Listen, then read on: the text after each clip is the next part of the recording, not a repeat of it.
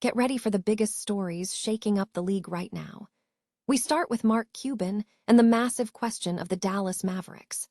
We dive deep into why the billionaire was interested in buying his team back, the incredible financial stakes involved, and exactly what roadblocks stopped that dream from becoming a reality for the owner. Stop using your finger for notes, sketches, and edits. This Jam Jake stylus pen gives your iPad a smoother, more precise writing feel with palm rejection so your hand can rest naturally on the screen. It charges fast, works for hours, and comes with replacement tips. Perfect for school, work, or creative projects. Check the link in the comments to grab it on Amazon. Next up, we turn our attention to the Houston Rockets and the explosive contract situation surrounding Amen Thompson. We break down the massive $252 million extension, exploring the intense division among fans about whether this monumental commitment is a smart investment in a rising star or an unsustainable gamble on his shooting consistency. We continue our deep dive into the Mavericks situation because the story surrounding Mark Cuban and the team is complex. We look at the history, the current struggles, and the lingering questions about the future of the franchise after the big sales and the trade of Luka Doncic. And finally, we look at how the Dallas Mavericks are leveraging their situation to gain a crucial head start in free agency. We examine the impact of Ryan Nembhard's contract move and how this flexibility is setting the stage for a massive overhaul as they build around Cooper Flag. Don't miss this. Stay locked in for the rest of the news. Mark Cuban has reportedly expressed interest in purchasing the Dallas Mavericks back, though this pursuit has been halted by issues surrounding AOLcom. In December 2023, Cuban sold a 73% stake in the team to the Adelson family for $3.5 billion after 23 years of ownership. The sale followed a period of declining fortunes, highlighted by the trade of superstar Luka Doncic to the Lakers in February 2025. The Mavericks have struggled, missing the playoffs in the last two seasons with a combined record of 65-99, following an NBA Finals loss in 2023-24, largely attributed to injuries to aging stars Anthony Davis and Kyrie Irving. When approached by Front Office Sports about buying the club back, Cuban indicated a willingness to explore the possibility, stating, "If there was any chance of being able to do that anymore, I would, but that's just not the game anymore." Cuban noted that several individuals contacted him expressing dissatisfaction with the franchise's direction. He offered to contribute his equity if the Adelsons were interested in selling, but he did not anticipate this proposition materializing, asserting that he had told them he did not believe the Adelsons were interested in selling. The potential for such a transaction could become more complex, as the Adelsons possess an option to acquire an additional 20% of the Mavericks from Cuban within 4 years of their current ownership. Reflecting on the sale, Cuban expressed mixed feelings during a recent podcast appearance, stating, "I don't regret selling. I regret who I sold to. I made a lot of mistakes in the process, and I'll leave it at that." The Houston Rockets are facing a pivotal offseason decision centered on securing a massive contract extension for guard Amen Thompson, widely anticipated to be worth $252 million over 5 years. This potential deal signals the franchise's strong belief in Thompson as a long-term cornerstone, though the high valuation has ignited a significant and sharp divide among the fanbase. Thompson's performance this season has supported the extension narrative. He averaged 18.3 points, 7.8 rebounds, and 5.3 assists while maintaining a 53.4% field goal percentage, complemented by strong defensive metrics including 1.5 steals per game. His impact was further highlighted in the playoffs against the Los Angeles Lakers, where he posted 19.2 points, 7 rebounds, and 5.7 assists, delivering crucial performances in Games 3 and 4. However, a critical weakness has fueled the debate: Thompson's three-point shooting. He shot just 21.6% from three-point range during the regular season and 25% in the playoffs, leading critics to question the long-term offensive ceiling necessary to justify a contract approaching $50 million annually.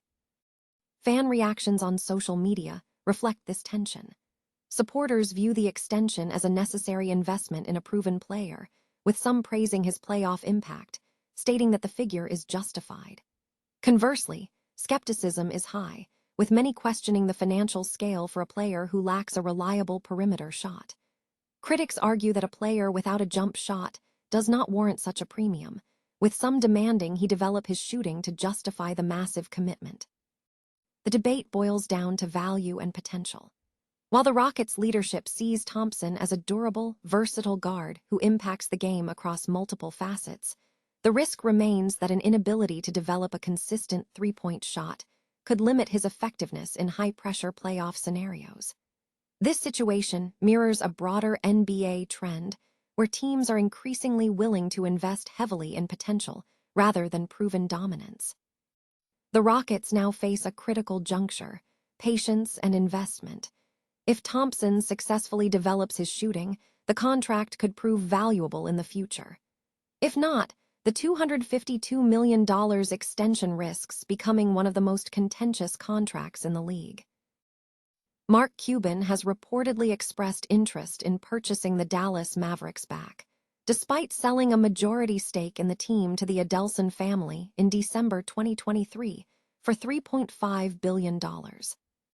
This decision followed a period where the franchise's fortunes declined, marked by the trade of superstar Luka Doncic to the Lakers in February 2025, and a subsequent struggle to make the playoffs, with the team recording a combined 65-99 record over the last two seasons. Injuries to aging stars Anthony Davis and Kyrie Irving have been cited as key factors in the team's performance. When questioned about buying the club back, the 67-year-old Cuban indicated a willingness to explore the possibility, though he stressed that the current landscape made it unlikely. "If there was any chance of being able to do that anymore, I would, but that's just not the game anymore," he stated.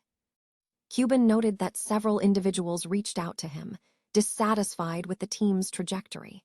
He confirmed he was prepared to contribute his equity if the Adelsons were considering a sale, but he remained unconvinced that such a scenario was viable, stating, "I told them I didn't think it would happen, that I didn't think the Adelsons had any interest in selling. And they don't." This proposition could become more complex in the future, as the Adelsons hold an option to acquire an additional 20% of the Mavericks from Cuban within 4 years of their ownership. Reflecting on the sale itself, Cuban expressed mixed emotions during a recent podcast appearance, admitting regret over the buyers rather than the transaction. "I don't regret selling," he said. "I regret who I sold to. I made a lot of mistakes in the process, and I'll leave it at that." The Dallas Mavericks have secured a significant advantage heading into the summer free agency period, thanks to a crucial contract move involving Ryan Nembhard. Through negotiations led by Matt Riccardi and Michael Finley, the team successfully converted Nembhard's two-way contract into a standard deal at the conclusion of the 2025-26 season, immediately easing roster concerns for the upcoming offseason.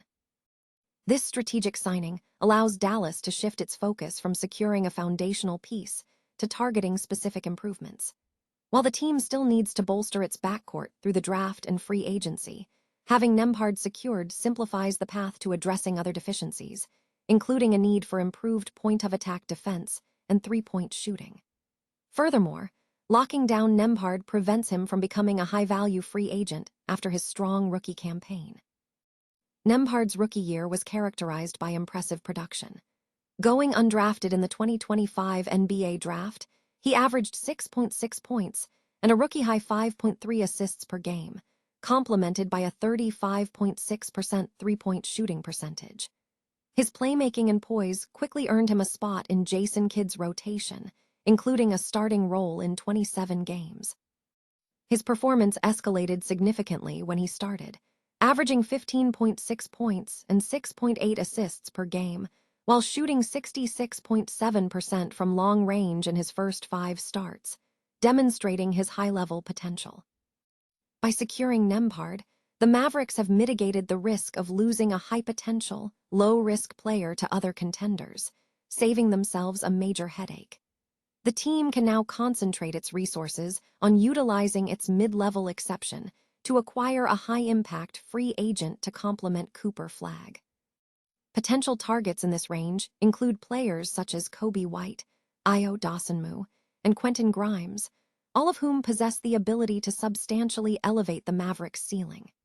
This financial flexibility was further enhanced by the trade involving Anthony Davis, which provided the necessary capital to target an outside player for the mid-level exception, filling a critical roster void. This offseason is poised to be pivotal, marking Dallas' first major rebuilding phase centered around Flagg, with the focus now squarely on external talent capable of driving the team back into playoff contention.